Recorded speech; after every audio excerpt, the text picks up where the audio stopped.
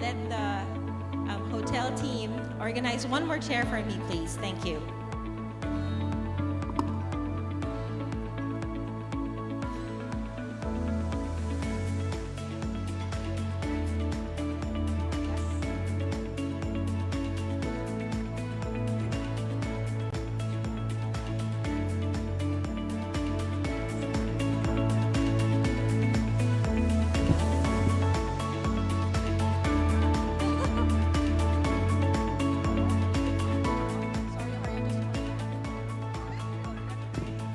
All right, everybody? All right, we're all settled in.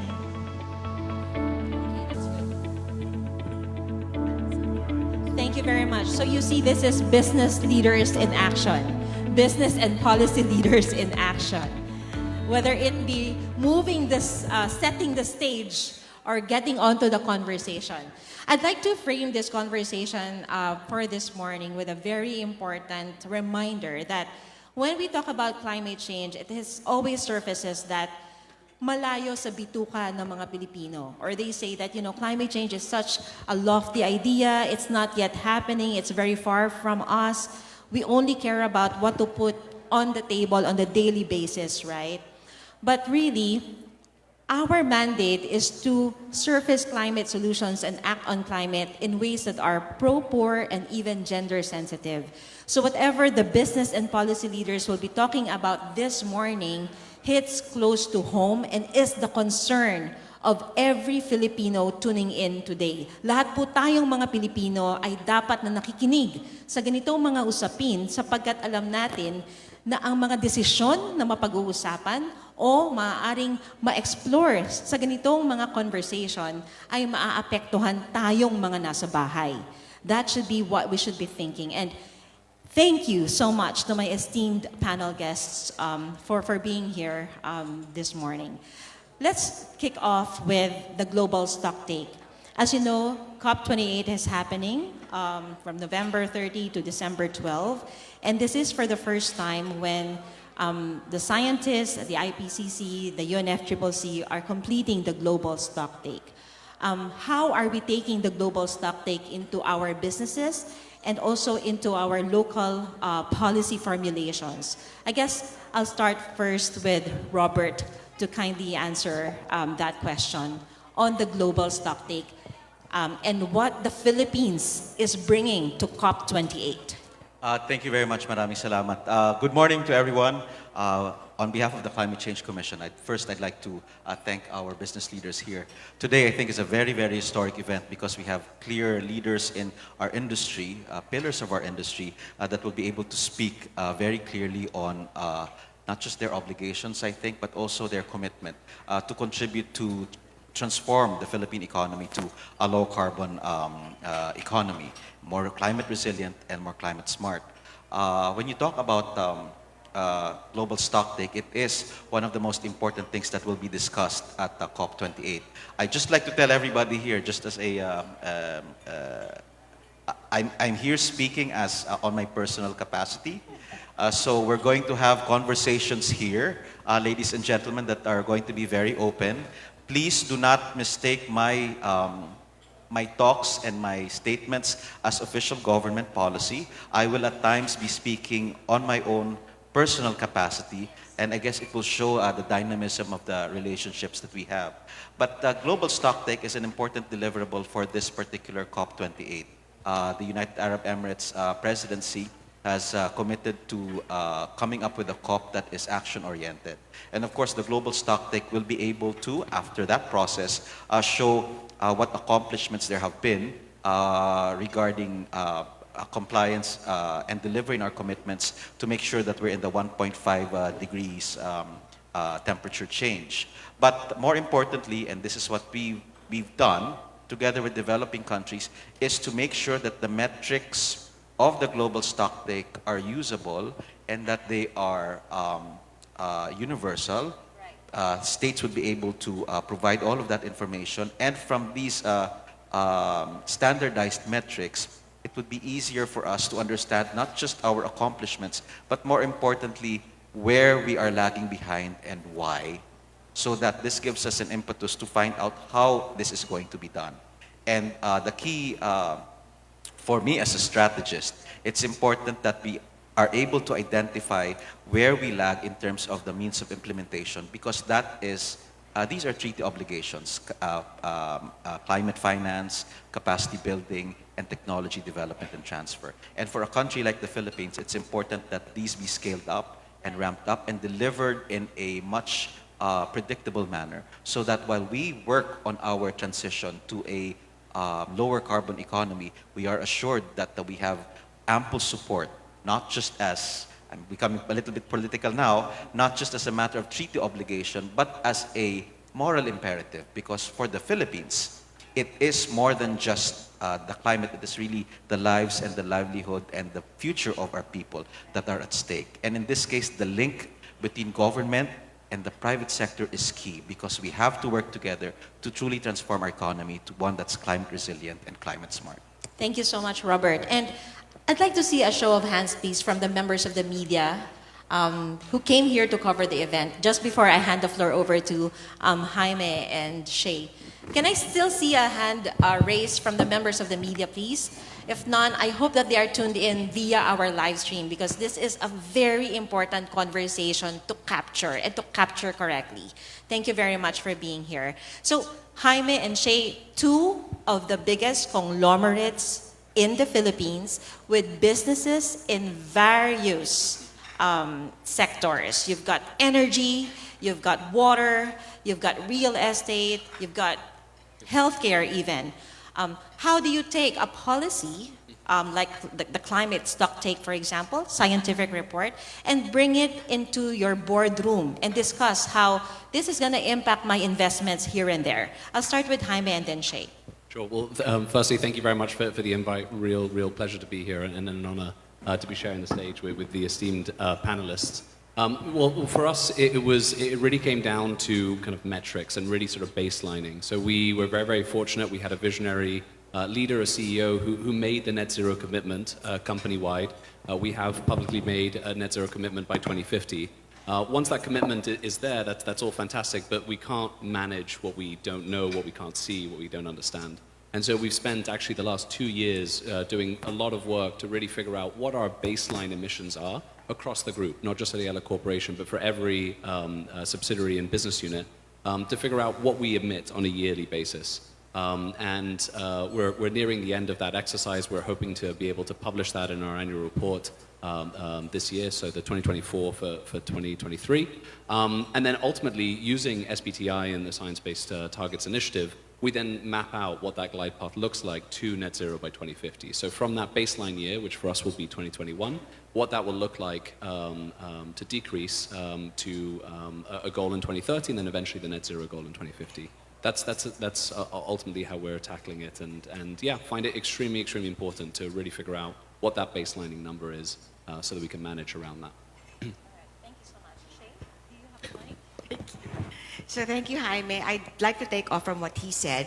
Baselining and measurement is really important, but I think from an overall standpoint in our group, we had to set the tone from the top, right? So from a governance perspective, we have to formalize the sustainability committees and who are the people in charge per industry, per business.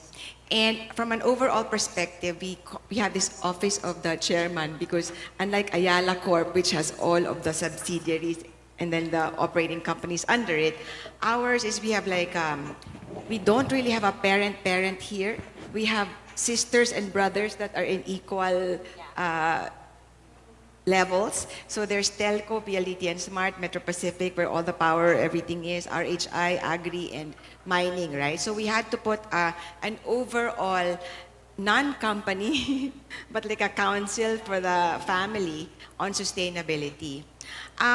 What we've done apart from doing the targets also is to take stock of our strategy. Number one, apart from measuring and baselining our emissions, etc., and accelerating our transition to renewables and putting our targets. It's not just net zero for us.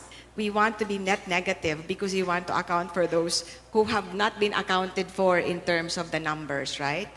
And second, is really to fortify our environmental stewardship plans, because part of managing climate change is not just the carbon emissions or reducing it, but really taking care of the carbon sinks that help us achieve our targets. So we have very robust biodiversity protection programs. We are the official partner of the ACB, the ASEAN Center for Biodiversity here in the Philippines. We've also pioneered many programs with the DNR. One would be the protection of peatlands, because I'm sure you will ask me later about Meralco and our coal plants. If you do not take care of peatlands, it's equivalent to 10,000 coal plants being operated or energized. So peatlands are very important because they hold carbons and methanes that have been there for millions of years, right? So that's part of our initiative. And we also have a scholarship program with UP MSI, because the largest carbon sink is really the oceans, right? And we really have good people in UP. And we have scholars there who are doing graduate studies and research on how to take care of our biodiversities. Because we also have to be mindful of the fact that the Philippines is part of the 17 mega biodiversities in the world. And if you're ever in San Francisco, please visit the California Academy of Sciences. They actually put a corner there on the Philippine natural resources ecosystem. And what really struck my heart when I visited there is how important the Philippines is. Because there's a thing there that says 2 to 3% of the global planet's health is in this corner, which is mostly the Philippines. Thank you so much, Shay. And yes, I will ask you more about Meralco later, so thank you for indulging me. Teddy, I think I will frame that question on the global climate policies and also your work in Mindanao. With the time that we are given, I'll go straight and deep dive on that. So Mindanao, UNIDO is very active in Mindanao, and Mindanao has a different case altogether to present to the world. The climate impacts have shifted because before we used to have storms pummeling up north, Bicol region, which is southern Tagalog, but now it's shifting to Mindanao, and they haven't even achieved a lot of sustainable progress there. So please take us to the ground and tell us what's happening in Mindanao. Thank you very much, Ping. And first of all, thank you. I'm very happy to be here representing the UN and of course the United Nations Industrial Development Organization. Yeah, indeed what you said is really correct. Mindanao is a development area that's really much different from the rest of the nation. There's a lot of things that needs to be done there. It's quite left behind in a lot of different aspects. You mentioned, yes, correct. You mentioned correctly that because of climate change, that the path of the typhoons that normally used to go through maybe the Bicol region and some of the Visayas region have now shifted down more toward Mindanao. And if you can remember, there was this typhoon Pablo years ago wherein it was the first biggest typhoon that hit Mindanao. And of course, that area wasn't used to this kind of a disaster, so they were not prepared. So that was an eye-opener for all of us. So it just goes to show that while Mindanao has not been honestly contributing to a lot of the carbon footprint because of the lesser development in that region, they have been hit very hard, maybe in a very unjust way, on the climate change impacts. So what UNIDO does there is to really find ways on how we can develop that area and at the same time not anymore contribute to the further climate problem that we are already having. So for instance, one of the biggest challenges there in Mindanao in terms of development is this energy supply. We have always been saying that if there's no energy, there's no development. We cannot do anything without energy. I quote one of the officials in Mindanao, particularly in the Bangsamoro area, who told me that, Teddy, we can always talk about jobs, we can always talk about agro-processing, manufacturing, etc., but where do we get the energy to do that? So that's why that was the focus that we did. We focused on that. But since Mindanao is more like a clean slate for us, wherein, we can still mold it in a way that it goes through a sustainable development path. We are now focused there more on renewable energy. So for instance, in Tawi-Tawi, one of the southernmost islands in the Philippines, left behind, I will have to tell you guys, we help government and private sector, by the way, install, I think, around 1.5 megawatt solar farm to support the seaweed manufacturers. When UNIDO provides energy, it's not only for household, it's really for productive use. So we're there supporting the seaweed manufacturers. Then later, we will also support them in terms of the standards that they have to follow so that they can fetch a good price for the seaweeds that they manufacture there. Maybe up the value chain, produce karajinan or some other products, sell it to the BIMP-AYAGA region. That would include Brunei, Indonesia, Malaysia, Philippines. That's close to that area. So that's where we're really focusing on. Next step is to really provide clean water. Because these are island communities. In the processing of seaweed, they also need clean water. And what they have there is seawater, which they cannot use. So we're now going to be establishing a desalination plant there so that they can also have water. And of course, it also supports the community there. Now they have 24/7 electrification, and then later on, they won't need to buy plastic bottles from Malaysia. They are buying bottled plastics, water from Malaysia, which is contributing to the plastic pollution in those islands as well. So maybe we can talk more later, but just a glimpse of how the UN and the UNIDO is supporting communities down there to adapt to climate change impacts. I see very zealous nods from Shay and Jaime there because of the potential business opportunities that perhaps Ayala and MPIC could bring to the area of Mindanao. But just before that, coming to Prestige Paper over here, Leia, obviously there's an entire narrative of us having to face climate disasters, and your business is dependent on paper, and paper is directly dependent on nature. So how have you seen this impact your bottom line, and how have you seen that this needed to change your strategies? Okay. Good morning, everyone. We are actually a medium enterprise. We are not a paper manufacturer. We import all our products coming from different suppliers from abroad. So our strategy has always been, we source from environment-friendly paper suppliers. We ensure that they source from certified papers. We ensure that they recycle water. We also ensure that they have sustainability programs. So locally, we are a team of 200 personnel, and this culture of sustainability has already been embedded in our strategy ever since. Because I believe, as leaders, you cannot be sustainable as an organization if you, as an individual, doesn't buy it. So this is actually my personal advocacy, and I believe that every problem that we have starts at home. So us being a women leader also, we try to influence different organizations, especially the women, that they have a key decision making in terms of pushing for sustainable practices, especially at home. So how do we communicate our strategy in terms of sustainability outside of our bubble? So we participate in different organizational activities. Like I am actually the chair for the Youth and Academe right now, because I also believe that the youth is a very integral factor in anchoring to that sustainability rally. So we've been educating them in terms of the use of more sustainable papers, in terms of 3 areas: packaging, labeling, and promotional materials. Because as we know, most of the problems that we are having right now is because of the choices that we have.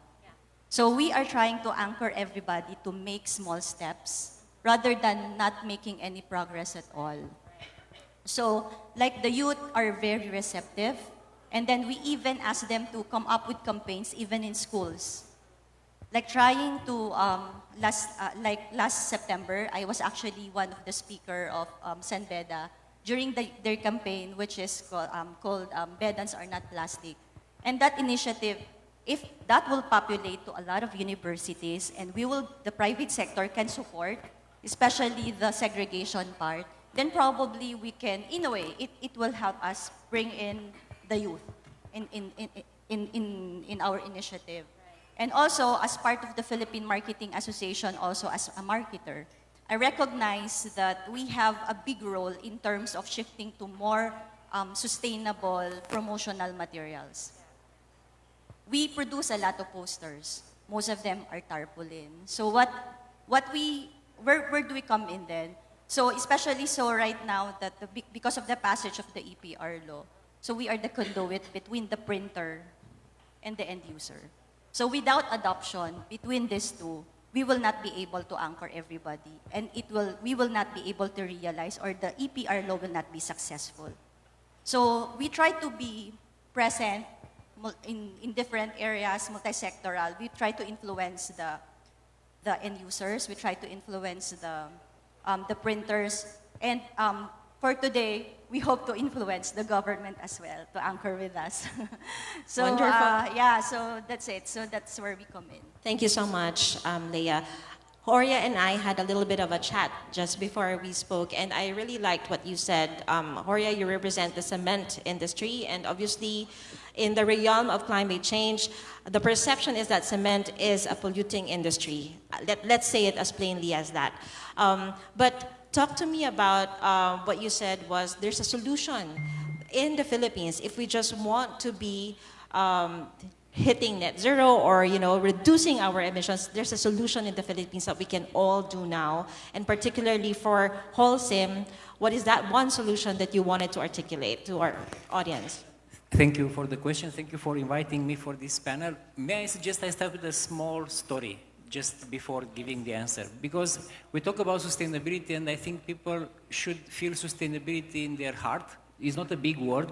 There are tangible, let's say, results that are impacting our day-to-day life at the end of the day.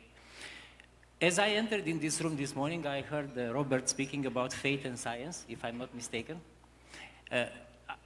My grandfather was a priest, and in Romanian language you have a saying, which is, God gives you, but God doesn't put it in your pocket, okay? Which means that, with other words, our Mother Earth gives us a lot of things. I mean, I fully agree with what my colleagues said here about the beautiful nature of Philippines, beautiful nature that you find everywhere in the world. Unfortunately, we as humankind living on this planet, we were not taking care too much of our Mother Nature. We are consuming today, this year, 1.7 planets with our needs. So the amount of resources that this planet can regenerate in a year, we as a humankind already consumed by August this year. If we go on like this, we will consume 2.5 planets by the year 2030. And this is not sustainable, simply. Somebody will have to lose, either the planet or us. There will be places in this world where people will not be able to live anymore because of the global warming. And speaking about Tawi-Tawi, I was in Tawi-Tawi early this year, and I spoke to a customer who showed me a piece of land that he bought 10 years ago. Half of it is now under the water, simply because the water level rose. And Tawi-Tawi is a small island. But the same thing will apply to a big island like the Philippines. So sustainability is something very tangible for us here because it impacts the entire world. And unfortunately, Philippines is one of the top 3 countries most affected by the climate change. We will have to build more, coming back to the construction industry, to accommodate more people. It is expected that by 2030 we will have more people, 2.5 billion people more living in the urban area. In the Philippines alone will be about 17 million people more living in the urban area. For all these people you will need to build. If we build like we used to build before, we are going to waste the resources of our planet. There are new ways of building that we can provide. And I come back to what you said. Holcim launched this year EcoPlanet, which is the lowest CO2 footprint cement in the country. Okay? The solution is there. We can build buildings like this. We can build a lot of applications with EcoPlanet. And we will work to continue to reduce the CO2 footprint of our products. 80% of our products today are having a low CO2 impact. And in fact, in the last 2 years, we were able to reduce our CO2 footprint by more than 20%. So it's possible to do. The only thing is, somebody should use this solution because I can only provide it, I can show it, but it has to be also used. So there are tangible things that we can do, and in Holcim, when we started this journey in Holcim, Philippines 2 years ago, one very important topic was awareness. I think people should understand what do we want to do, why do we do it, what are the numbers, what are the levers that we can pull to reduce the CO2 emissions. And what we are doing today, and Holcim is 100% committed, is to decarbonize our own operations. Whatever we use, I mean, we are going to move for 100% renewable electrical energy by 2030 or earlier. So if there is any coal-fired power plant supplying electrical energy, we will not buy from you. Sorry for that. We will change our fuels. We are using more alternative fuels, more recycling materials in our plants. This year alone, we will include in our operations more than 1 million tons of recycled materials. Because at the end of the day, climate change is not only CO2, it's also methane. And I mean, if we have to speak numbers, 10 million tons of methane were emitted in the Philippines last year because of the waste, landfills. So methane is a more damaging gas than CO2 in the short term. So we have a solution for our own operations. We provide the product that has low CO2 emissions, and we have in Holcim Group a lot of solutions for smart design, using less material, using more efficient materials to build more efficient buildings. I was always wondering, why do we need to live in 19 degrees Celsius room? Is this really important? Can we not live in 21, 22, 23 degrees? It makes a difference on CO2. It does. And it's like you have a law, I'm banning smoking in restaurants from tomorrow. We can also say no temperature below 22 degrees inside, nowhere. Totally 100% with you there, because mindset changing is really important among us Filipinos. We talk about, say, climate change, hindi namin alam yung usapan na yan, but hey, kapwa ko mga Pilipino na nanonood ngayon, when you enter a hotel room, ilalagay nyo po sa 17 degrees ang aircon kasi binayaran ko to eh. Di ba ganun po ang dati nating kaisipan? It's about time that we change that, because when we operate more sustainably, at the end of the day, it makes business sense. It makes business sense, right? So let's go there. I'd like to bring this conversation towards how Climate Change Commission, for example, as an independent policy lead for catalyzing climate action in the Philippines, and also you hold the national government agency status. So that is a very important position to be in. How is it creating an enabling environment for businesses in the Philippines that we would like to perhaps invest in more climate positive solutions? This time I'll call you Secretary Borge. Thank you. This is a product of different agencies, and there are different government agencies that have particular mandates on investments, setting up sustainable finance, coming up with corporate rules and regulations to make things more attractive to them. I think what we need to do is to scan the horizon and give it a completely climate change lens, because we are learning and we are knowing that climate change is the governance challenge of our generation. Anything and everything leads to climate, whether in terms of challenges, but also opportunities. And perhaps the difficulty is that working the different moving parts is a challenge for Philippine government. But what's good is that under the administration of President Ferdinand Romualdez Marcos Jr., he has, at the outset, at his inaugural speech, put climate change and action as part of his priority. And what's very important too is that he mentioned climate justice. And that frames totally the approach of the Philippine government. Climate change is a global, historic, and systemic problem.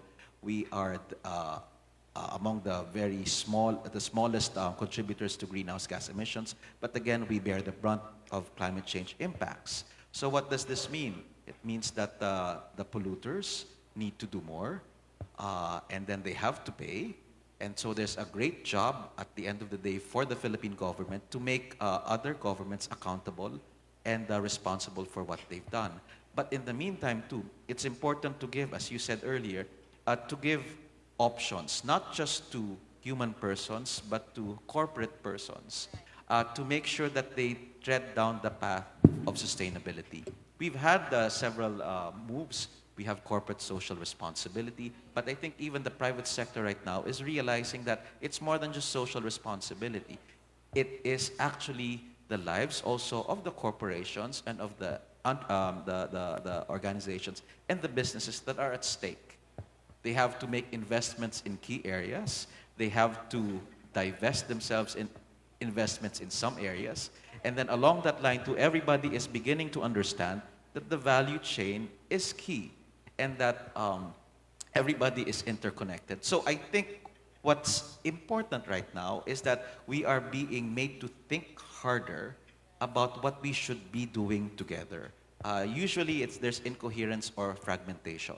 I would call it fragmentation. But now clearly the interests of the world and the interests of the country are at stake, and everybody needs to be doing their part.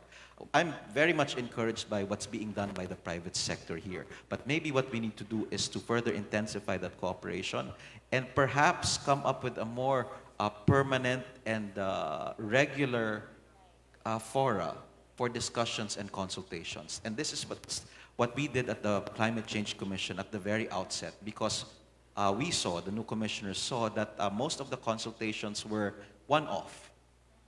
What we said was identify the 4 key stakeholders, CSOs, LGUs, development partners, and fourth, but certainly not the least, the private sector. We need to know how they feel about certain plans of government. At the end of the day, they will tell us this is economically feasible or this is not. But the role of government is to frame it in such a way that, you know, it's not all about profit. At this time, it's really about sustaining our lives. And we see here that commitment. And perhaps that is a small step on the part of the Climate Change Commission to make this platform regular. It's already a formal group. Again, it's a function of time, but we do not have the luxury of time to make this platform work. We are fully aware that other government agencies have their own consultation mechanisms, but because of the nature of the Climate Change Commission, lodged as it is with the Office of the President and with the President as the chair, based on the Climate Change Act, perhaps this becomes a platform that can be stronger and can directly inform policy-making processes and then come up with recommendations and suggestions. Again, I think we need to put our heads together and think more regularly and assess how we're doing things. Are we doing things right? So in essence, if there's a global stock take, there's a national stock take. And it has to be done on a regular basis. And it's a function of governance, and it's a function of the commitment of the leaders. And I think President Marcos has shown his leadership and vision. It's up to us to work closely together to make sure that the vision is achieved.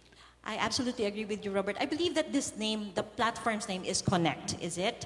And so Connect platform is going to be more active in its engagement with the multi-sectors that are really directly moving the needle on climate action in the country. So please watch this space, everyone tuned in on the Facebook live stream, our media partners here, help us amplify this conversation. There's going to be a Connect platform that harnesses the strength of various sectors in society to move forward the needle for climate action in the country. Let me just state what Connect is. It's communicating opportunities to network, navigate, and explore climate transformation. It's a bit of a mouthful, but Connect, that's for the private sector. For our development partners, we have Empowering Nurtured Alliance for Climate Action and Transformation, because we know that there are treaty obligations by developed countries to developing countries like the Philippines, and it's an act. And then we have Working to Empower Climate Action Network, or WECAN, for civil society, and Accelerating Climate Action and Transformation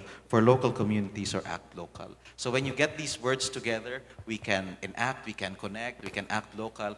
This gives you already a framework of what we want to do. So hopefully we strengthen this, and we call on our friends from the private sector, partners from the private sector, to really make sure that this mechanism is formalized and strengthened through the years. All right. Thank you very much for sharing the details of that, and definitely we'll be watching this space. I'll come to Jaime and to Shay over here. So Shay and Jaime, what is the contribution that you are making now that the Climate Change Commission has put our contribution to 75% emissions reduction? Short and sweet answers, please, of what you both, conglomerates with energy in your business, are doing towards the national promise that we made, 75%. Oh, net zero by 2050. That was really our commitment. Ang hirap naman ng ano. Accelerate the transition to renewables. Because I think I explained it in our discussion earlier. We at MPIC and Meralco, we have to balance between environment and social. Meralco provides 52% of the country's power requirements. And if we say move now to total renewables, we know that the efficiency, the capacity, productivity of renewables is what, max 20%, right? So then half of the population will not have power. So where is sustainability and justice there? So I think we have to work hand in hand in order for the private sector to be able to push our agenda on the accelerated transition. I think Horia mentioned earlier about the permits, because our experience and his experience was that we wanted to put up many solar plants, and we have, operating plants, partners, etc. for it. But we were kind of slowed down by the local government units who did not give us permits also for 2 years. And that's a challenge. Thank you very much. So now that we're seeing everything moving with a climate lens, for climate action, we hope to engage with our local governments na sana po i-ease natin yung ating permitting process so that businesses that are hoping to be contributing to positive climate action can flourish. Yeah, I think what it is it's part of the just transition process too. And government has been solid in its statement that we have to accelerate it. But again, it takes a whole of society and a whole of society approach. We have to help our investors invest. Now, we've done that already. So perhaps the question here, it's a question of procedure and administrative functions. So we have to further strengthen and further inform, and I would not want to say educate, no, but I think it's an important function of even offices like the Climate Change Commission to really engage our local government units, because they have to know that they will also benefit from these changes, from these transitions. And we did have that session with our local chief executives. One is the mayor of Paete, and he outlined what they did to encourage investments in renewable energy for their particular town. Now, I think it's imperative for agencies like us and our other partner agencies to hold up these best practices. Sa Pilipino pa, pag nakikita kasi na may bagong proyekto, medyo nag-aalangan, I'll speak in Filipino, ha? Nag-aalangan ang iba, whether it's in business or in the LGUs. But if something is proven right and good and benefits everybody, that's the perfect, not solution, but the perfect incentive for them to do it. So again, a lot of things are still conceptual. The challenge is to make things real.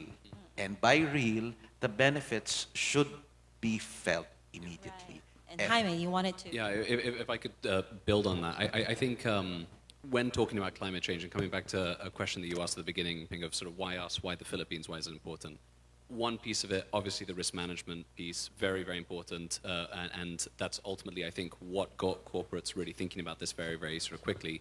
And ultimately, it's probably the muscle that's most developed, right? Thinking about this in terms of risk management. But as the Secretary is saying, industry has to change because of this, and I think because of that, there is a ton of opportunity that now sort of comes out because of that. And as the Philippines continues to want to be a player in the global market, consumers are ultimately pushing for this. So tourists now want to go to hotels that ultimately worry about their environmental footprint. Locators or businesses want to be in environmentally friendly buildings that have renewable energy. Consumers in other markets want to source products that have been manufactured in a way that is taking the environment into consideration. And so I think that's really the opportunity for Philippine industry. And so to echo the Secretary's comments, we all need to get a lot better and a lot more creative at really positioning that to show the true value and the true opportunity. And then to echo, yes, the Philippines is not a huge emitter, but I would say that that's a fantastic platform for us to, we don't have that much to sort of mitigate, and so great competitive advantage for us, again, in a global and sort of interconnected market system. So couldn't agree more with what the Secretary is saying. Well articulated there, Jaime. Just before I come to Teddy on UNIDO's work in Mindanao, I'd like to speak to both of you, Leah and Horia. Leah, you depend on trees or for paper production where you import, and also water is a resource that is scarce but also very much needed in cement production, right? So how have you been able to, through rock paper, use materials that are already discarded, same for cement, materials that are already discarded, so that you are leaving a lesser impact on the environment? And can you say that transforming your business is also good for your bottom line? In our case, actually the rock paper is our magic product. Call it a magic product because it's the product na nagtawid talaga sa amin during the pandemic, if I may say it in Filipino. Because I believe that responsible business is also a profitable business. People buy your products because you have something of value to them. And at the same time, when people, like, for example, like the telcos and even the fast-moving consumer companies, when they buy in and they believe in your product, then you also get opportunities.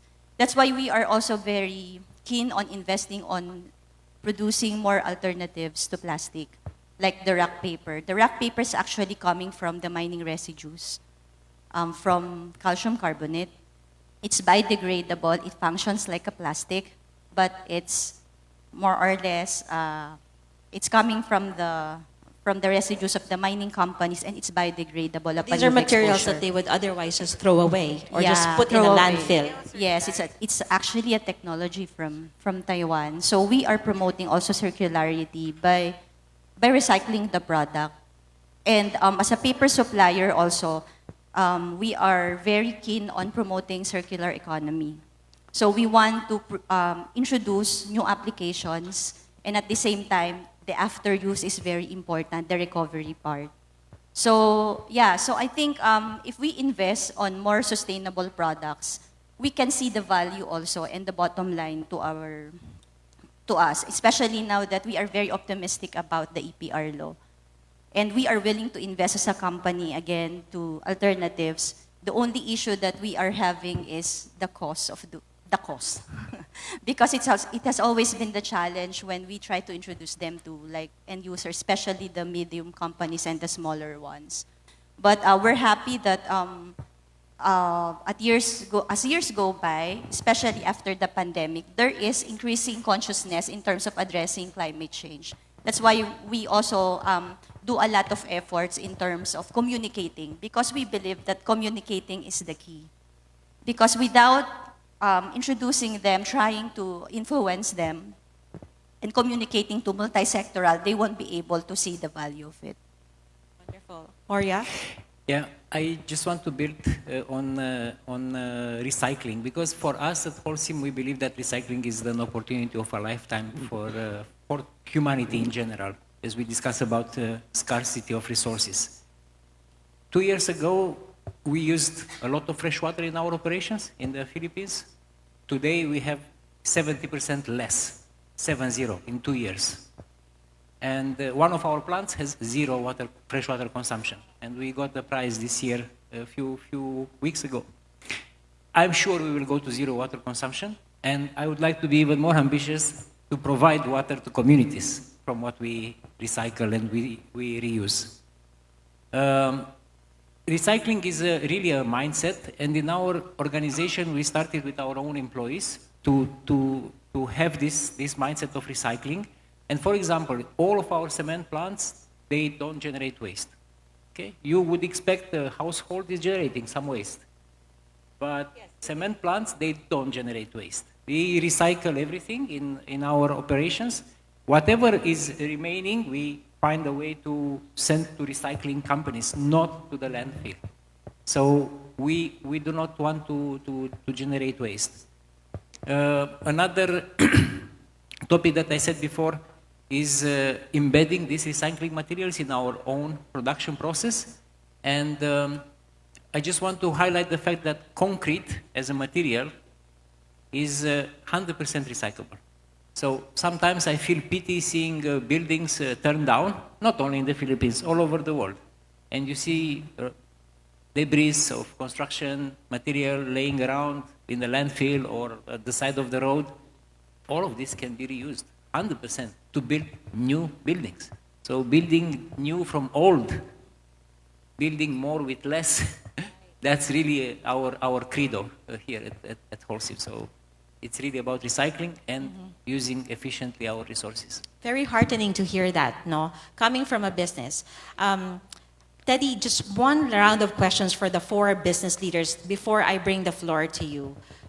So, the climate crisis that we have right now, historically, if we go back to the 17th century, it resulted with coal technology and coal technology being discovered to power a lot more. And because of that, markets shifted from, greater demand production. Sometimes we don't even need it, but they create the demand, because of business. Can I ask you, how much are you willing to slow down your profit mandate for you to be able to achieve or restore that balance for the planet? That's my question to all 4 of you. And then I'll bring that question to Teddy later on another note from Mindanao. I'll start with you, Jaime. Sure. Yeah, I mean, it's a really, really good question, which we ask ourselves a lot. I think the piece in sustainability that's sometimes left out is the financial viability of it. And I think for us to ultimately be sustainable, it needs to make financial sense. And so I don't think it's a black or white question that we can only do the good, what is right by having to somehow sacrifice profits. I think our challenge, everyone on this stage, is to think about how we could do both, because that's really, truly what's going to be sustainable. So that's really the challenge and how we look at it. I think when it comes to the yellow group of companies, we have this fantastic target, which is net zero by 2050, which we now need to figure out how we can achieve that while still maintaining profits to our shareholders and ultimately creating value. And so that's ultimately why there are chief sustainability officers, I feel, to really try to balance those two. Because I don't think it's an either or. I think we have to really combine both. Yeah. Thank you, Jaime. Shay. In a heartbeat. Because the thing about my role, it's a 3-in-1, right? Finance, sustainability, and risk. And it's just perfect because I put numbers into the sustainability initiatives that we do, and that's how management and the entire, employees actually embrace it. At MPIC, our North Star has always been our purpose, to uplift the lives of the communities we serve, because it's also a circular thing. If we uplift their lives, they're able to pay for the essential services that we provide. So that's always been our mantra. So I would say in a heartbeat.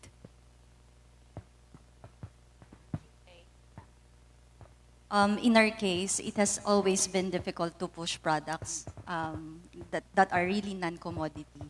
So really need to invest a lot in terms of, trying to convince people, and the turnover is not that as fast. So that's why but we are willing. So, kumbaga sa mga paper suppliers, kami yung matyaga na mag-communicate at willing gawin to. So, and we will always be willing to do it because we feel that this is our role, this is our advocacy. And if we are in the long term, we feel that when people see the value of what we're doing, they tend to patronize. Then eventually, we will get there. So in terms of bottom line, we are not actually, or in the paper industry, there's lean margin. But as you see, we are the only paper trader that is very much aganga in terms of dissemination and in terms of producing swatches. But our hope is actually, as a paper, or what we're seeing as a future is hopefully, in the long run, we will be able to produce paper made out of our discarded na mga food pulp. Like for example, pineapple.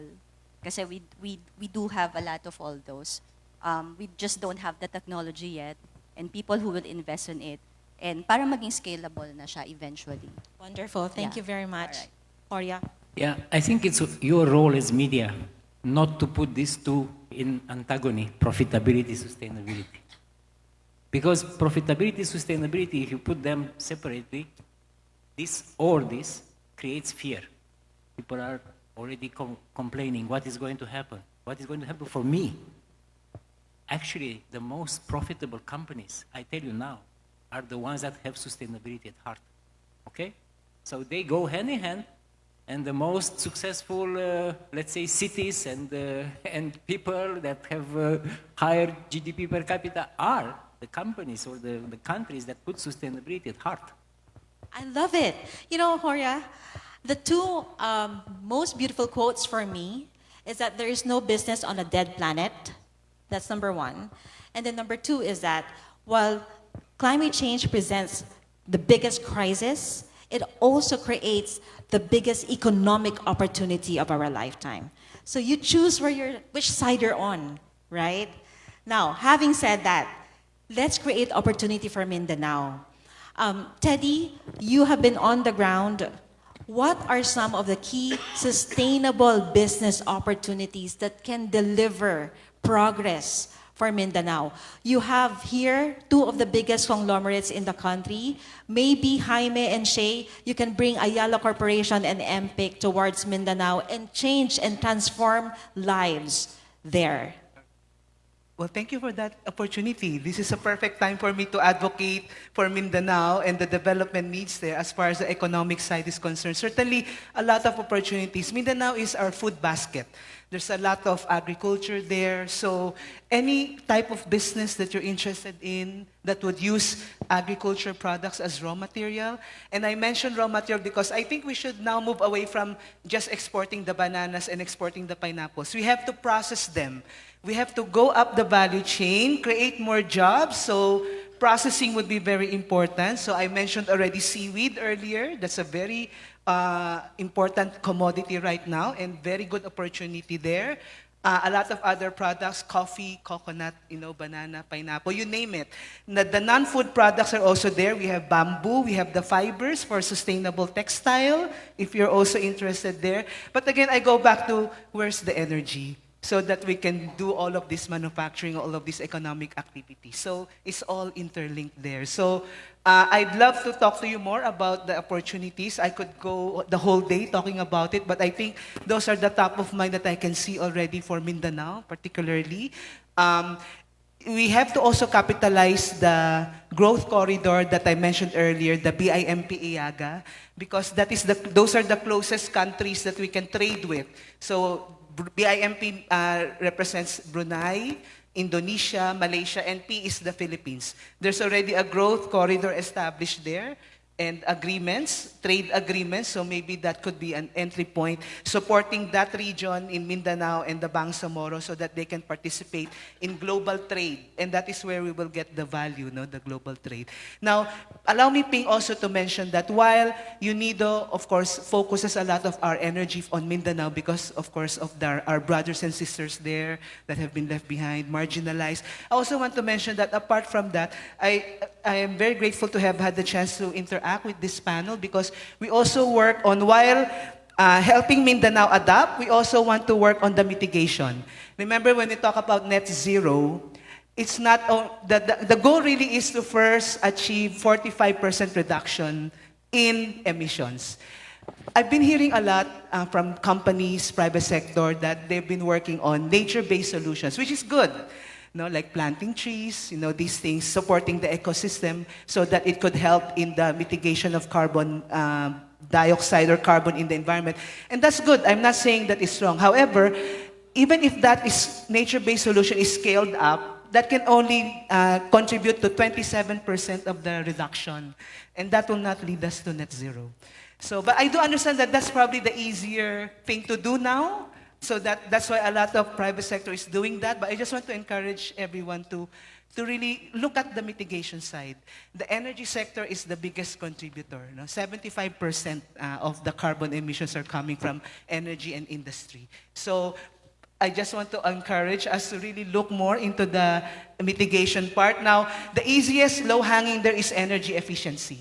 So, I mean, you can just look at your systems, how do we save more energy? And then, I know renewable will take time. But while waiting for that, we can do a lot in terms of energy efficiency. So that is one of the things I want to mention. I also want to say that, I do admire all of you in the industry doing your part. So, Holcim, of course, in terms of circular economy, and of course, Leah, Holcim has been accepting a lot of waste coal-fired in their system. That already helps a lot. We're working also, on the plastics value chain, on the upstream side, because there's already a lot of people doing the EPR, support on the EPR. So now we're looking more on, let's prevent plastic from being manufactured even before they become waste. So maybe looking at alternatives. So again, just very happy to be engaged here, and I'll be getting in touch with you in the future. Not only for Mindanao, but for your industries as well. Okay, thank you. And Orya. May I build on what you said? I fully agree with you. Nature-based solutions to reduce CO2, it's kind of, should not be the cure. I think it's really important that all the industries reduce their own footprint. And you measure, you identify the actions, and you monitor to reduce. For example, speaking about energy efficiency, in the last 3 years, we saved 51 megawatts per year on electrical energy, simply because we have introduced digitalization in our processes. We introduced, let's say, number-based decision-making, so it's much more efficient than it used to be 2-3 years ago.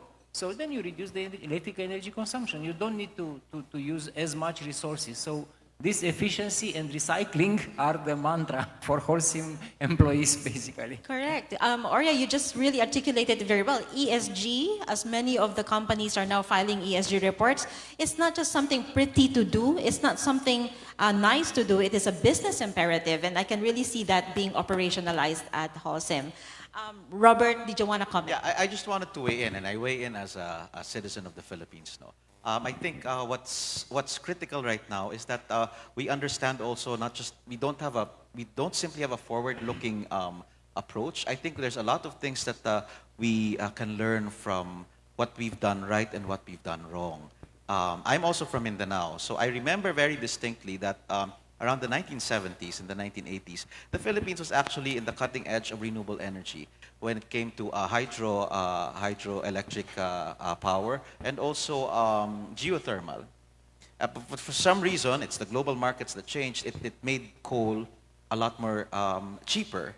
And the argument then, I remember, I was in grade school, it was cheaper, it would provide for better bottom lines for for the corporations, I was already an activist when I was in grade school. And because of that, there was a shift in government policy to use coal. And what happened? Did we endeavor to continue developing what would have been our comparative advantage at that point because we were number 2?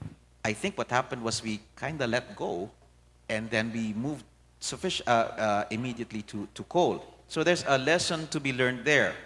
There's also a lesson to be learned in our policy on mass transportation. At one time in our history, we were very strong on trains because it was seen as the most efficient way of moving not just people, but goods from one point of the country to another. And at one point in our history, we let go. And then we made the conscious decision to build highways, which will be traversed by automobiles, which were directed at the individual consumer. So perhaps the overlay here of both individual, corporate, and national responsibility is important for us as we look back on what we did before that was good and what was probably not good, so we move forward. And I think it's key that we have corporations here that understand that it's not going to be just bottom line per se. The bottom line is going to be connected to sustainability and is going to be connected to profitability. And I think that's the mindset change, the paradigm shift that we have to encourage. And government has to continuously come up with legislation and programs to drive this. For example, we already have the Green Jobs Act. And what's important there is that it gives the opportunities for companies that will be certifying their processes as green. This will open up fiscal incentives for them. I will be the very first to admit that this is one area where the Climate Change Commission has to be working on. And I'm pleased to say that under the leadership, of course, of President Marcos, we're at the tail end of our discussions with other government agencies to come up with the guidelines so that we're able to do it. But the compulsion is for us to do it faster than we should. We have that. What's also key is that we have the information. We in government are well aware that you have your own data analysts and data scientists to work on this. You probably have more than us. On the part of the Philippine government, we have ramped up our work on the submission of our greenhouse gas inventory. Prior to this administration, the last submission on our greenhouse gas inventory was for the 2010 data sets, which were submitted in 2014. So the first thing that we checked when we were appointed, what is happening? There is so much delay. So in about 8 months' time, working in earnest, we have now, I'm pleased to say, that we have completed the data for 2015 and 2020, and we're able to provide that to the UNFCCC. But for me as a Filipino, these data sets are important to be shared with the private sector because it states there what particular industries are on the uptrend, what are on the downtrend, and more importantly, this data feeds into the NDC implementation plan. We have the 75% reduction commitment, but there needs to be a plan to do it. And part of the consultation process is to involve the private sector. But I think it has to be continuously strengthened so that the NDCIP becomes a real and live document, not just something that's good on paper, but not attractive and not feasible for our private sector. Again, it doesn't have to be a black and white or either-or proposition. I believe that there is space to work together to make sure that climate change is a profitable and sustainable enterprise that we all have a stake in and that we all should invest in. Thank you very much for articulating that. You see, it really hits home to us because year on year, we're always at the #1 rank for the country that is most prone to disaster impacts, right? We've seen a lot of this. And so I believe that it's high time for us to retell the climate story for the Philippines, from crisis to opportunity. And this is really catalyzing it right now. You wanted to also comment on that? Yes, no, I just wanted to add one more piece of point. Of course, while taking off also from what Robert and Jaime was talking about in terms of whole of society approach, and private sector have to also look into the financial aspects of their business in order to be sustainable. I want to also say that because while I work closely with government as my role in the UN, I have a soft heart for private sector because I started my career in the private sector. So I also understand the challenges. I just want to pose a provocative point. What about the consumers? How willing are they to also pay for environmental costs that are externalized from the business models of private companies? Because of course, if you now internalize that environmental cost, the price will go up. So are the consumers also willing to give their part? That's Robert, go to ahead. pay for the environmental costs so that private sector could be sustainable. No? The financial numbers will be to make sense. So I just wanted to also bring that up in the conversation. Robert, go ahead. Thank you. And if I may weigh in, again, as a Filipino citizen, I think it's controversial but also pointed. Because the answer should always be yes. And the option for our people should always be there for them to patronize and to exhibit responsible human behavior. And again, I relate with my personal experience. Nung bata po kami, sinasabi sa amin, wag waldas sa anumang bagay dahil ang resources natin ay limitado. Day in and day out, my lolo and lola would always say, you cannot turn on the light whenever, just let it stay there for the entire night. Kailangan patayin mo yan. Ang tubig, dapat pinapatayan at ginagamit. 1980s, we had our water catchment because my grandparents were teachers. They were very strong on planting and they were very strong on responsible behavior. But I remember distinctly, this was a part of government effort. We had to plant, we had to conserve, we had to maglakad kayo. Huwag kayong gumamit ng jeepney, huwag kayong gumamit ng tricycle, maglakad kayo. But again, we have to learn what happened from that time to now. The priority was on the individual, and I think the notion of personal responsibility somehow got lost. We have air conditions running 24/7.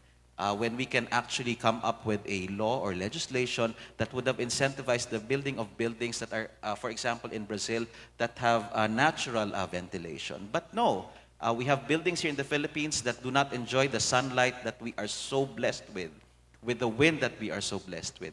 And people want to take the jeepney. Why?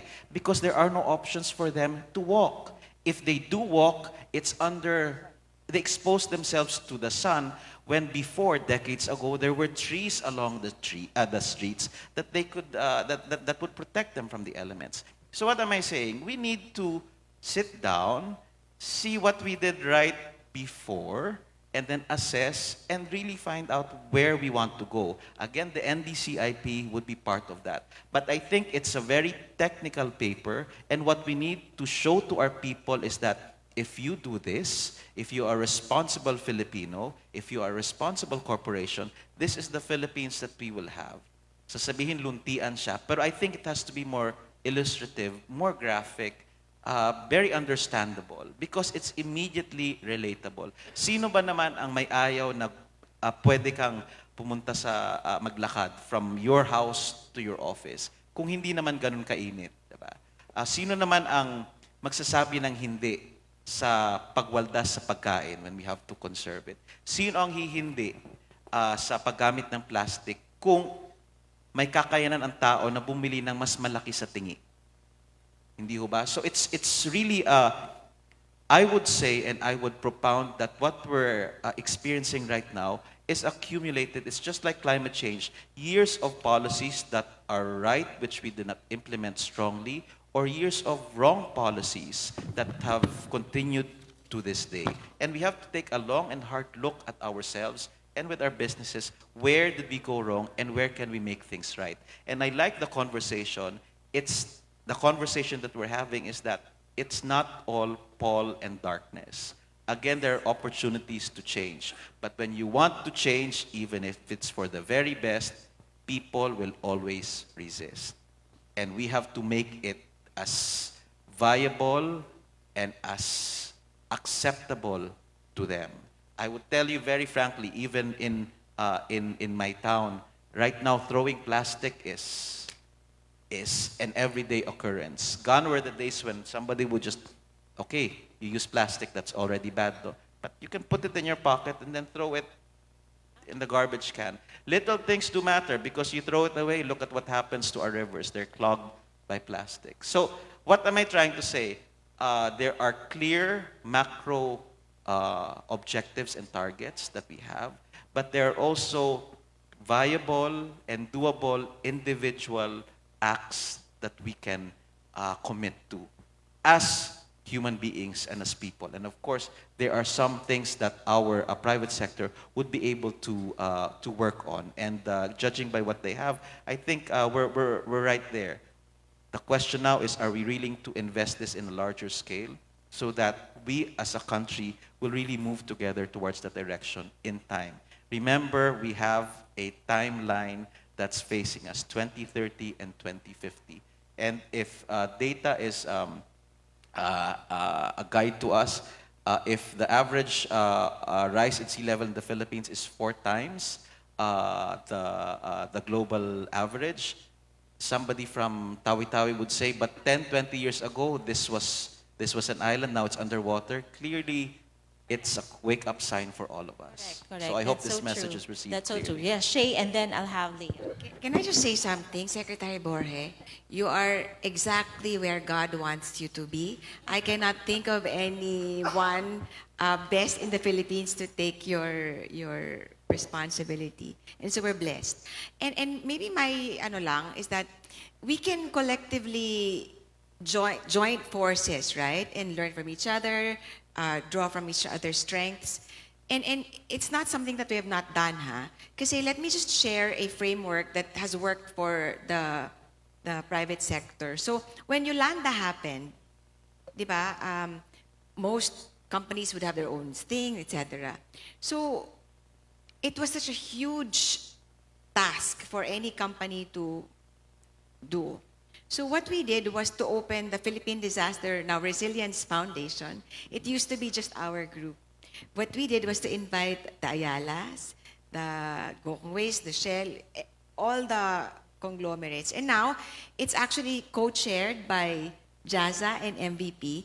And from the Faith Summit earlier, we also have Cardinal Tagle because we said we can only do so much. God has to also help us. So it's chaired by 3 powerful men in their own right. So with very good influence. And the board of trustees are the Aboitises, the Shell, etc. So it's collectively addressing the disaster resilience. And I saw the beauty of us working together because when, say, Odette happened, so Cebu was not our franchise area. It was really Veco Aboitis, right? But since 1 month, Cebu and Bohol has not had power, so we had to parachute in our Meralco people, and they all worked together. And that was how we were able to power up the Cebu-Bohol area again. And the Jollibees and the McDonald's are there, not just Globe and PLDT, right? So what we did was to take stock of our assets in the country and say, so in this area, if this disaster happens, the best companies in that area that would be able to respond would be this, right? So, and in certain areas that we needed trucks, fleet, air fleet, we donated as a group so that we will be able to collectively address and help a particular area. So that is something that we have actually formalized. We have quarterly board meetings and KRAs, etc. Because this is one thing, right? We see each other now. Who knows when we will see each other next? So I think we have to formalize this, Secretary, because God put you there to put us all together and make it formal. So there's quarterly meetings and KPIs, right? And then sharing of resources and learnings and best practices. This side of the, thank you so much, Shay. Leah and then Noria. Just I would very like- briefly. Go ahead, Ram. I think that was the intent for Connect, and we will reach out to you, and we will make sure we have a work program that's strong so that this consultative and coordinating mechanism can be tapped. For There's the your benefit of our answer, country. Shay. All right, Leah and then Noria. Yeah, actually, in addition to what the Secretary has said, I think we need to make people appreciate the science behind the climate issue. So we need to communicate the whats and the whys so that they will appreciate. And it's like the food that we intake, diba? You have to know the nutritional facts in order for you to know if that is something that will nourish your body. And in this case, this is something that will nourish our environment. Because people tends to appreciate the information if it's being cascaded to them in a language or in a platform that resonates to them. So we need to anchor the consumers as well by, probably as what earlier we had a discussion, probably anchoring the consumers as well through influencers, trying to communicate. Kasi for them to appreciate these things, parang it seems like parang it's too technical. So we need to have the media as well. We need to anchor them in order to make this the ordinary people to appreciate what are we talking about. Yeah, so that's it. Horia. Yeah, maybe just to come back to some numbers. 2021, Philippines produced 144 million tons of CO2, but consumed 175 million tons of CO2. That's part of the imports that came into the country. We discuss here a lot about profitability and sustainability. At the end of the day, at the country level, people want the GDP to grow. It will grow. The population is growing, the GDP should grow. We should avoid growing the CO2. In many countries, there is already a disconnect between the GDP growth and the CO2 emission growth. This is not happening yet in the Philippines. What we should start to see is growing the GDP, the CO2 emissions will go down. And one suggestion for very simple one for the Philippines authorities would be to base more on the local resources. So nobody should import mango when there is mango in the Philippines. Nobody should import the cement when there is cement in the Philippines. Okay, I'm just giving a suggestion. But No. that's in this way you can reduce from 175 to 144 in a nick of time. If you are basically are based on the local production. That is very well said. It's about growing healthy from now on. Not growing, but growing healthy. Very well said, because there's a study that says that the Philippines could be the 18th largest economy in the world by 2050 if the right infrastructure is built. So, Horia, I'm looking at Holcim and obviously Metro Pacific Investment and Ayala, and you are like the key movers of the lever there for the growth of the Philippines towards becoming a major economy. And you're right, we have to decouple growth with carbon-intense production. And the good message is you don't need to build new cement plants to build all of this. You just have to be more efficient. And you will have the material to build this. Absolutely. Thank you very much. Okay, I am very conscious of the time. So I'll turn the time over to our floor here. If there's 1 to 2 questions you'd like our business leaders, our policy leader, before I wrap up with 2 questions and wrap up the session. Do we have any questions from the media who might be here still to cover the event? Any questions from the floor? Going once? Oh, there is a question. Please identify yourself, state your name, your organization, and briefly your question. Thank you. It's okay, it's okay.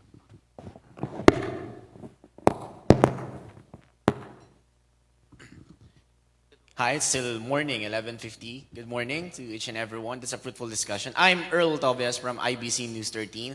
Of course, it was mentioned about the inclusivity of the media in terms of propagating this discussion. I am very much curious to, of course, ang aming concern is that lagi naming sinasabi na, for example, there's a specific product, plastic, and then we're going to always put in our story that, okay, this is a plastic, this is how you should use it, this is how you should be responsible of it, because this is the negative effect of it. But we are on the time na yung unique selling point na ng isang product is how ecological it is. Before, laging, ito yung advantages nito, mas mabilis to, so you should avail it. But right now, as the people of the Philippines is already being aware ng mga epekto ng mga binibilit ginagamit natin, I'm curious if the business industry is looking into advertising in a different way as to such na yung pinaka magiging marketing front natin is how ecological and sustainable yung products natin. And in return, if the people appreciates it would be cheaper to actually produce this because they will give you profits if they avail it. This is not directed to anyone, any CEOs. I'm just curious of all the thoughts if possible. Thank you.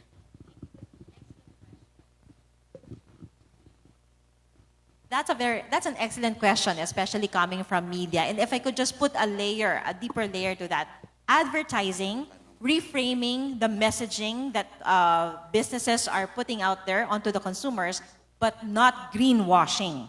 Okay, we have to watch that. Let's start with Jaime. Sure. And I think it comes back to your earlier question, Ping, as to whether consumers today are willing to pay more for these products.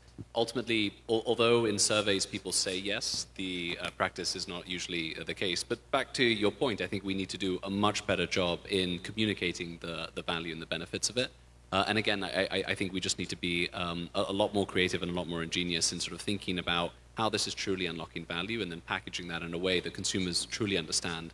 Because it might not be immediate, the value that the consumer feels, but over a lifetime, that value is definitely there. And I think gradually, as we get better at telling that story, the consumers hopefully will also kind of respond. But it's, I think, on us to be better storytellers and to tell that a lot better as well. But it's a great question, because it's something that we think about a lot. Mm-hmm. Chair, quick take on that. How is MPIC engaging more differently now that you have more environmental credentials to talk about? I think advertising is not, actually advertising is expensive, but it's actually cheap talk, right? You have to be able to walk the talk. I'm sorry, I'm trying to find the nice words. You have to walk the talk, right? Because then you go back to greenwashing. So at the end of the day, we design, build, and operate our businesses at the least environmental and social disruption. This is not something that we talk about openly, but the people that we are in our businesses are in, know. So a critical example would be the CC-LEX, the Cebu-Cordova Bridge. The original design of that was a straight bridge because it's cheaper and it's, faster to build. Mr. Construction calls him. But because we were supposed to disturb 300 hectares of mangroves there by the Cordova area, we had to change our design and veer away from it. It cost us $1 billion more, but we did not say that. We did not also change our rates. It delayed our completion, but it was something that we had to do because that's part of our DNA. When we say we design, build, and operate, we do it, even if we don't trumpet it. So that's, how we are. And it's not about saying it, it's really people seeing it. And I always believe that good things happen to good people. So then it will redound to your benefit in the end. Maybe to ask you a specific question about plastic. Plastic is an issue in the world. There are a lot of studies about this, about islands of waste plastic in the oceans and so on. But I will dare to say the biggest problem is actually single-use plastic, not recyclable plastic. So one answer for everybody is how do we recycle more the plastic? If you have a bag that you go to buy food and you use this bag for 10 years, that's not a big environmental footprint, even if that bag is of plastic. But you just have to make sure that you don't throw it away after the first time you bought food. What are we doing with all of these name tags that we leave this room? What are we throw them to the trash bin, or we are going to use them for the next conference and the next conference and the next conference? So the problem of plastic is really recycling. making sure that you recycle a lot and trying to avoid plastic as much as possible, of course. But recycling is really something that is somehow, I would say, even easy to do. Robert said that people are throwing plastic on the streets. This should not be. There must be some places where recycling facilities are available and you just recycle the plastic. Excellent point. You know, again, let me just build that up a little bit. There was a generation where we think that if something is wrapped in layers and layers of plastic, it's clean. For example, I'm going to give a container of food to my neighbor, okay? I'm going to wrap it up with plastic, and I'm going to wrap it again with plastic. Okay, so it's all a mindset change. And I really love what you just articulated. It's a relationship with the material that is the source of the issue. It's not the material per se.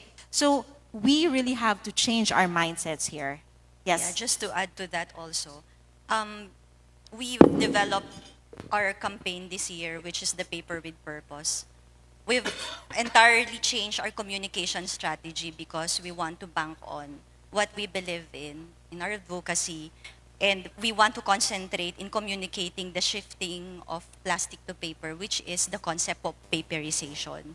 So in that way, we put everything on print, but at the same time, we want to walk the talk. Like if we are launching a product, it used to be in a very posy hotel. Now we go to the urban farm. We teach we ask the artists to use their art to use it to advocate on something that they believe in. And then after that, we use the artwork and then print a calendar again. So, you know, we're trying to maximize the resources, and at the same time, we are trying to live through with what we are actually advocating. So that's how we do things now. So as a marketer, we do not just, you know, put everything on print that we do this, we are hitting our targets and all. But people will appreciate when you anchor them, like the artists, as I said. And after that, we put them on print, we send them to end users, then make them appreciate that when they receive the calendar, they do not just appreciate the quality of paper, but they are compelled to read it. Yeah. All right. So with my eye on the time, I have Robert, just before my wrap-up question.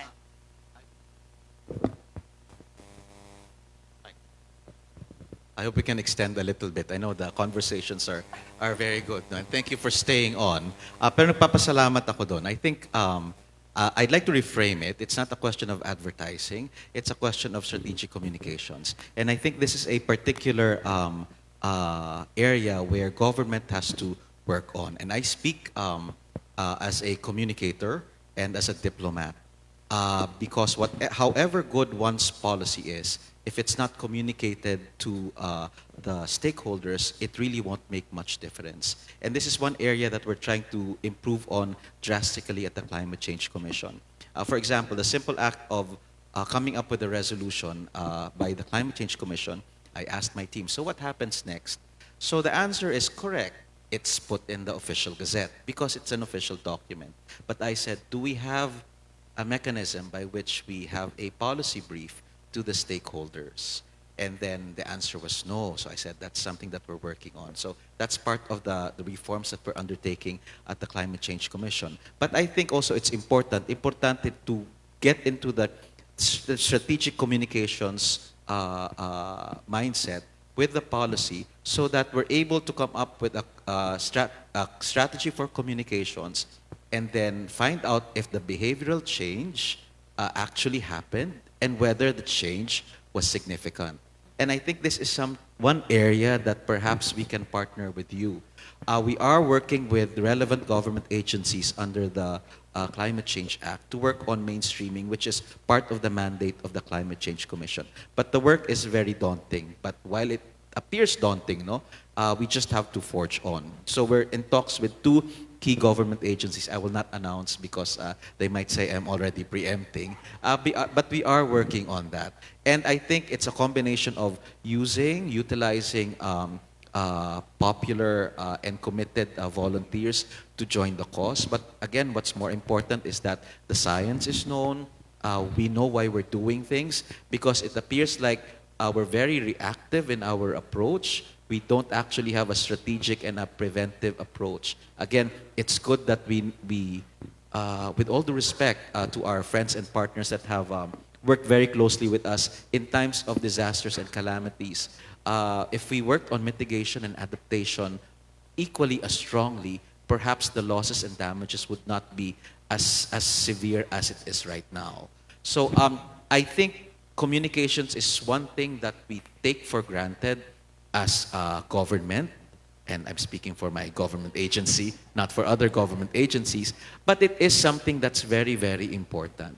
And there has to be a way by which we get to measure how understood we are by our stakeholders. And incidentally, we do have a plan for next year, which is a roadshow for the different LGUs, so that again, we have a whole of government approach, and we aim to have the private sector present to also tell them these are the opportunities for you to invest in either climate resilient technologies or climate resilient businesses. But again, what's important is we evaluate and monitor, so to make sure that we are treading on the right path and that we're moving in the right direction and at the right pace. So it's really key that it's like dialogue. It's vital that we continue this this conversation, but it's critically important that we do this to our stakeholders, who at the end of the day will benefit or will be the victims of our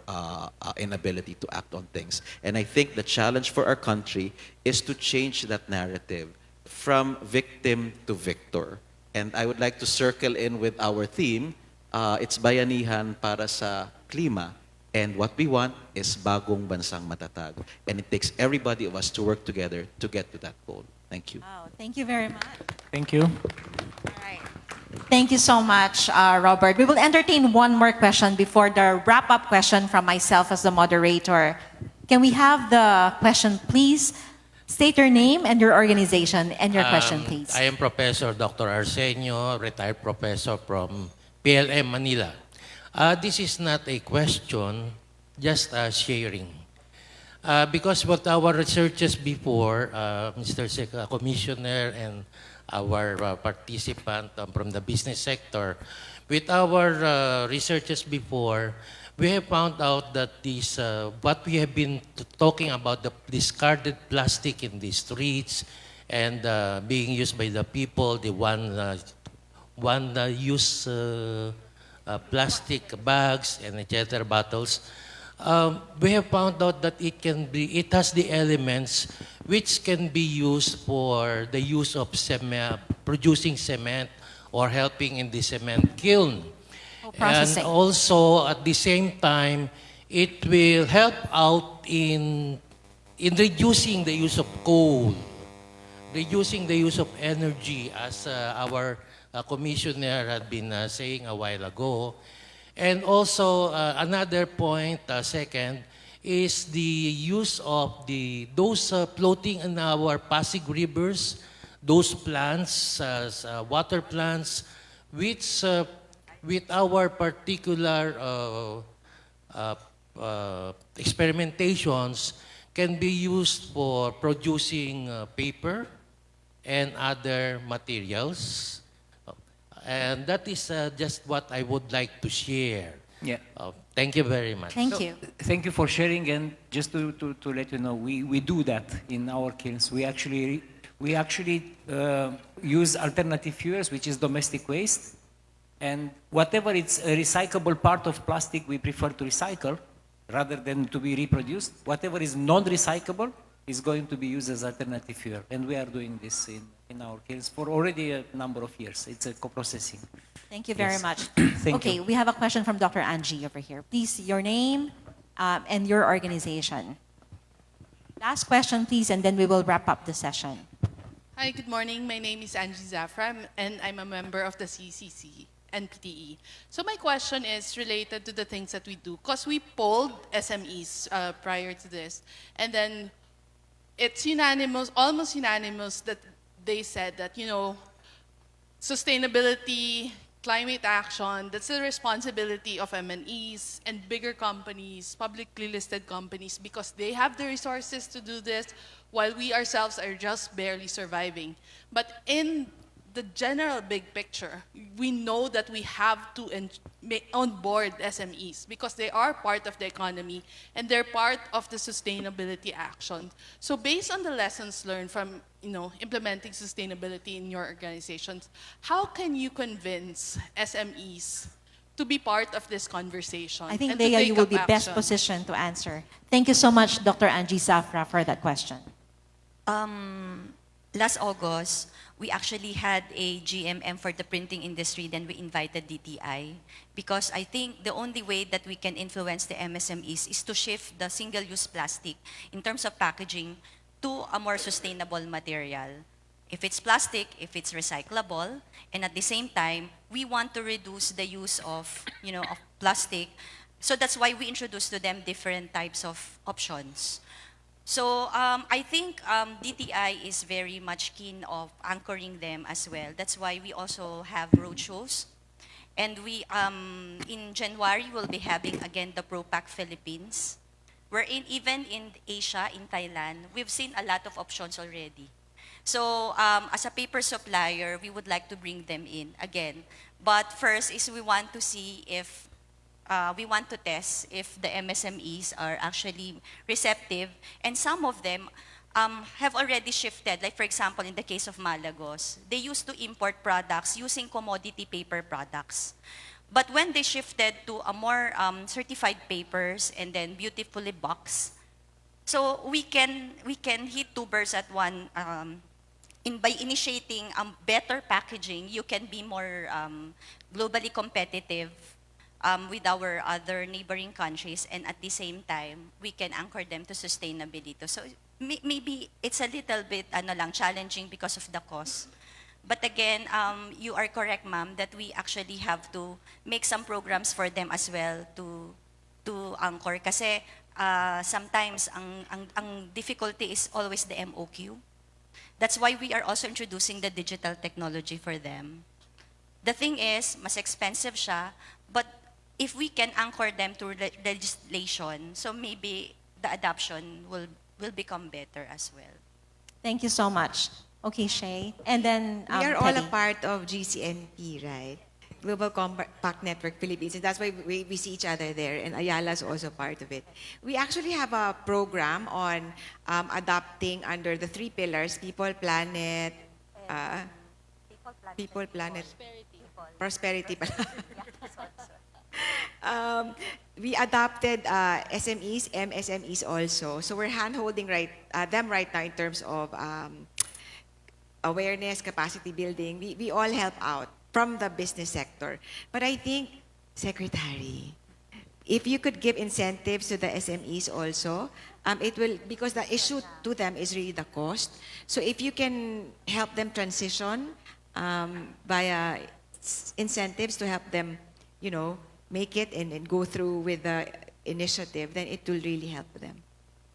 Okay, Teddy, yourself, and then it comes back. Just briefly, I won't take long. On SMEs, MSMEs, we also support them, of course, as been mentioned. True, they lack capacity badly, they need help. And rightfully, we have to help them because they contribute 67% of our economy, and they're 99% of our establishments, number of establishments. So we're basically MSME-driven economy. They need a lot of help. So I know that UNGCNP has already been doing a lot, but maybe just to point out also and encourage the other companies to really maybe look into the specific value chains that they're operating in. And I'm sure there are a lot of SMEs already there in that value chain that they can support. Parang big brother, small brother, or big sister, small sister hand-holding approach. For our part in UNIDO, we have been trying to support SMEs. For instance, in promoting energy efficiency, we started already promoting that in the large companies, but now we're helping SMEs because that is also something that they need to do. They also need to be energy efficient, but they don't know how to do it and they don't have capacity. So we do that part, but I hope that the large companies can also do their part and really handhold support. At least kahit dun lang sa value chain nila, that would be already a big help. Yeah. Thank you. Thank you so much. So from where I am sitting as a member of the media as well, I hope that you, members of the media too, sitting in the ballroom right now could see that these are business leaders and policy leaders and development partners coming together to take us into this transition journey. You know, for a long time, reporting on corporate impact has always been like villainizing the private sector, but I do not see this happening on the stage right now. So I guess please allow me, with your permission, as a Filipino, to also reach out to members of the media. It's time to retell the climate story for the Philippines. One, as a nation, coming together, bringing all the strength together of the public sector, development sector, and the private sector to get us there. So I just want to, at this time, conscious of the time, right?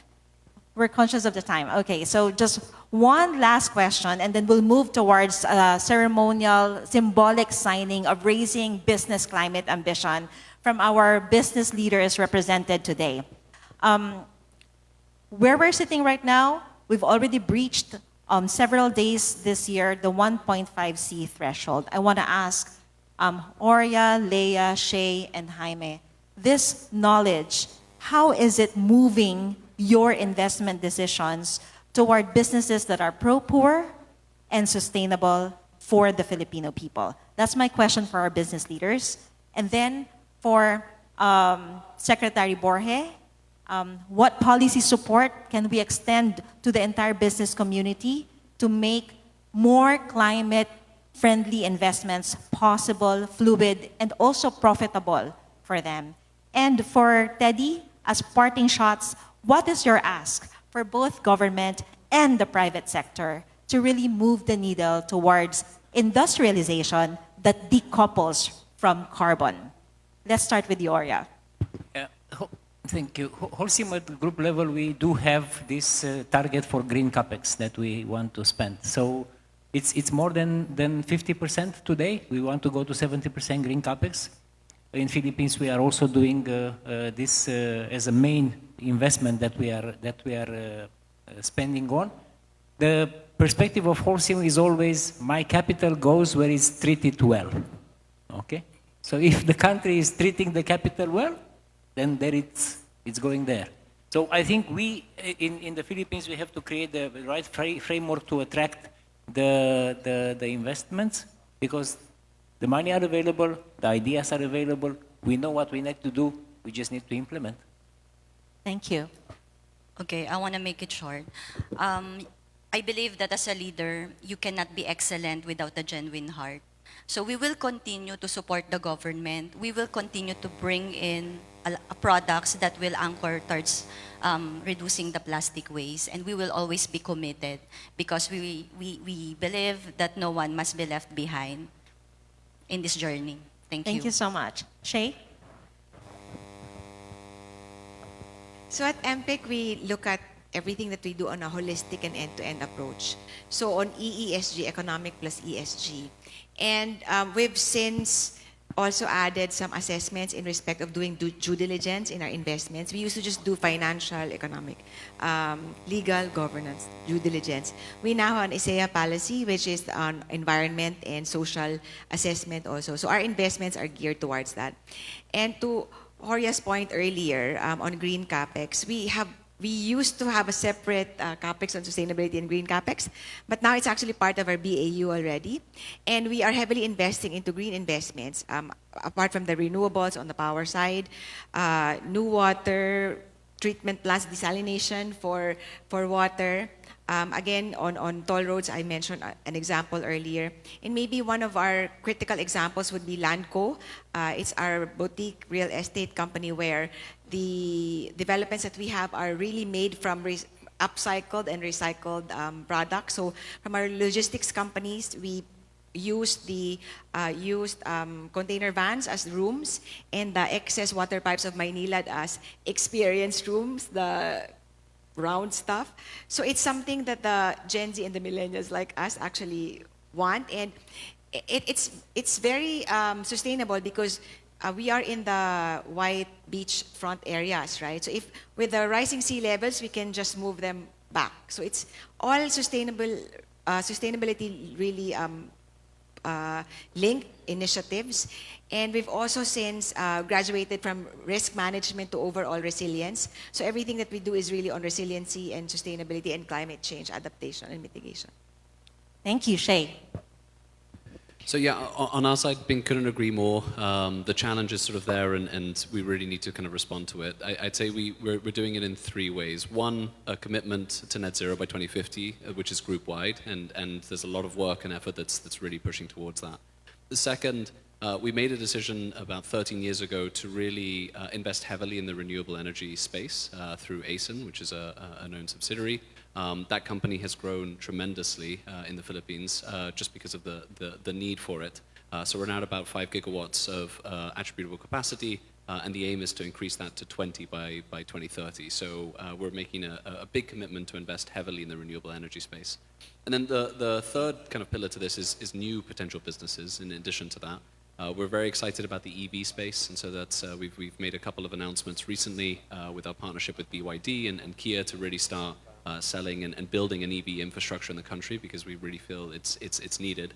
And there are a couple of other businesses that we are sort of exploring the space, potentially in the NBS, nature-based solution space, but even in the waste management space as well, because we think that those are very, very important in ultimately getting the group and the country to net zero. So that's really how we're tackling it.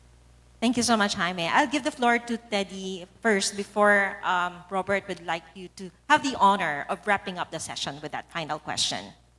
All right. Well, let me first say that, I think the Philippines as a country has already done a lot in terms of climate action. We have been very concerned about this, rightfully so. And, compared to even the other countries. And to also recognize that although we contribute very minutely to the carbon footprint globally, we're doing a lot. So I think that's something to celebrate. But even then, there's still a lot more to do. So from the private sector, I do ask to really look into the mitigation as much as we can, because that is really the key, to be able to reach our goal of reducing 45% of our emissions by 2030 and then eventually net zero by 2050. And you cannot do this alone, Government really has to be part of this. And as much as we have a very good and able champion in the person of Robert in CCC, CCC cannot also do it alone. The LGUs will have to be on board. And industrial policies will be very important. So I do hope that the Department of Trade and Industry can also be brought into this. And certainly the DTI will be happy to help the CCC in this effort. Let us not forget the vulnerable MSMEs, who are, the drivers of our economy, and also the communities when we develop our programs and projects toward climate action. Again, cannot reiterate that it has to be a government, private sector, and as Robert said, a whole of society approach. Nobody can do it alone. And for UNIDO, we are here to support the government. We commit to support you in this journey. Our mandate is really to decouple industrial development, economic growth from environmental degradation and climate breakdown. So this is where we are really going to be able to contribute using by providing technical assistance, our normative guidance that we can provide, standards, etc. And you also have the entire UN system in the country. We are not alone here. There are other UN agencies that will be able to support you as well. So we are all here to support the country and, of course, the private sector. So let me end there. Thank you so much. Excellent, Teddy. Robert.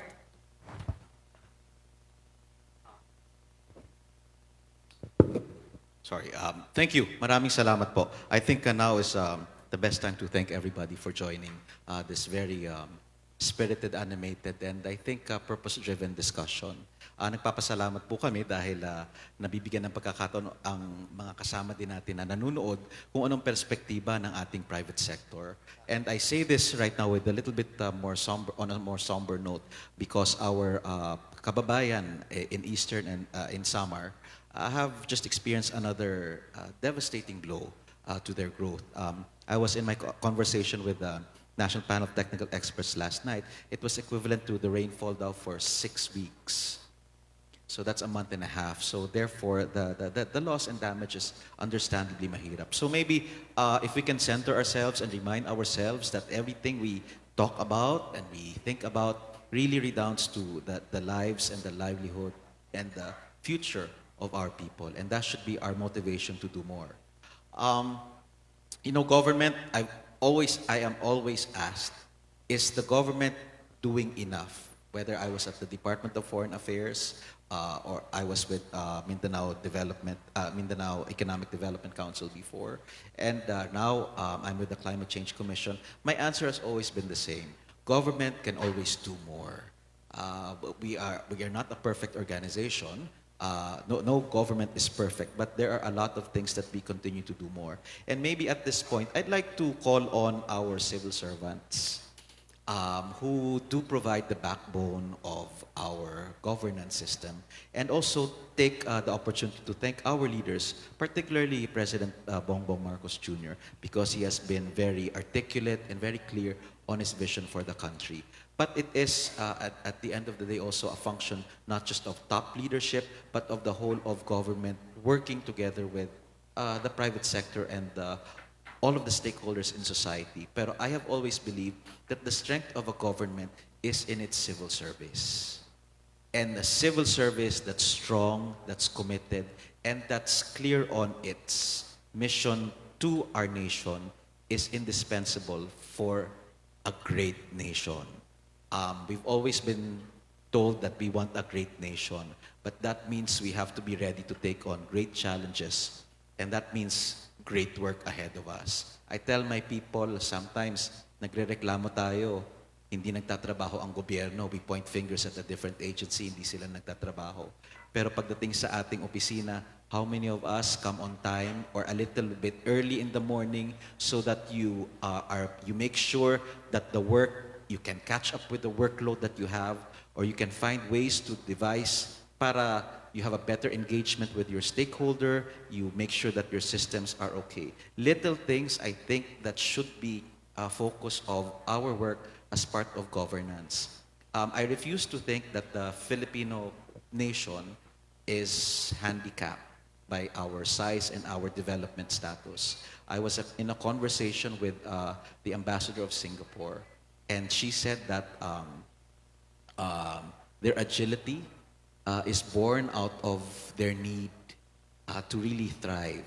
Ang tanong natin ngayon sa mga tao, kailangan pa ba na mag-experience tayo, maranasan natin ang iba pang bagyo, sakuna, in X number of billions of pesos, in the number of lives that we have, before we act together as a country? I think we've already learned the lessons from the past that we have to be preventive in our approach. And what that means is that we have to invest in technology, in science, in our people, in our processes, and in our businesses. Magkakasama ho siya, interconnected siya. And government, for its part, has to come up with a plan and a framework. What's good under the Marcos administration is that for the first time, the Philippine Development Plan has a single chapter on climate risk and disaster reduction. And it outlines already what we need to do. But apart from that, there have been several packages of legislation for investment that are currently there, from FIST, etc. And I understand that there are amendments that are being considered. But the Green Jobs Act, I would say, is also one way by which we can encourage our private sector. But it also asks us to look at current legislation that we have that are very effective in terms of protection of our environment, in support also of our MSMEs. We have a CDA Act for our cooperatives. There are a lot of policies that are there. But it's a question of implementing and again assessing where we want to go. We are making that shift. We are course correcting, and we hope, I personally hope, that the roadmap for sustainable climate finance by the Department of Finance will be of use to our private sector. Our energy transition mechanism, together with the ADB, will be attractive also to our power sector. But at the end of the day, we have to trudge that path and make sure that we work together. And I always say this, no, it's a function of leadership that is already there, and it has already articulated its vision and has the plan already. What we need to do is to act, and act with the sense of urgency that's needed. Because again, while we need time to get our acts together, we do not have the luxury of time. Just recently, we hit 2.1 degrees in the increase in our global temperature. And that's very, very telling. And again, we should not wait for that time when we have to deal with loss and damages. We have to have that ability to be agile as a country and leverage on our particular strengths, our innovations. Imagine the energy that we use and the innovative thinking that we're able to capitalize on when there's an emergency, and we see the efficiency in the work that we do. If we apply that in the precautionary stage and in the preventive stage, that means we will be probably in the top tier of developed countries, not just in that time frame. We can do that much, much better. And I think it behooves on us to put at the center the human being, ang mga kababayan natin na nangangailangan ng lahat ng oportunidad para umangat sa kanyang estado. And the private sector, of course, will be key because jobs will have to be generated across the value chain. And with that, we in government needs to provide the support. The Climate Change Commission will endeavor to work very strongly with the private sector, and we will do our part in nudging other or reminding other government agencies maybe to assess, reassess, go over incentives more than probably sticks, maybe carrots for our people and our businesses to make it more viable and to make sustainability, transformative climate action a logical and rational business decision. Thank you. With that, ladies and gentlemen, please, a round of applause for our panelists today. Secretary Robert E. Borja of the Climate Change Commission, Mr. Jaime Urquijo from Ayala Corporation, Shay Cabal Revilla, Metro Pacific Investments Corporation, of course, the country representative of UNIDO, Teddy Monroy, and we have Ms. Leia Ayeng of Prestige Paper Corporation, and Mr. Oria Adrian of Wholesome Philippines Incorporated. Maraming salamat po. Perhaps we will invite you for a quick photo opportunity here before we proceed to the symbolic signing of raising our business climate ambition, where we will take a business unusual approach towards a more climate-friendly trajectory. Thank you for the privilege of hosting and moderating this session.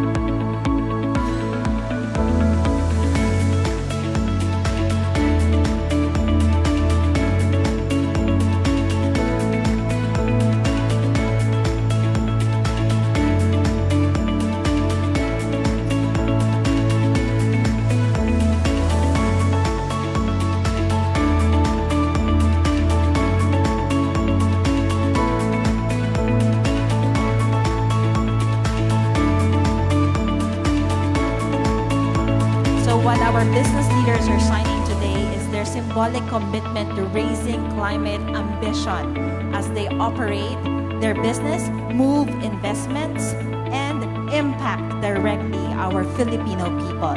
Thank you so much.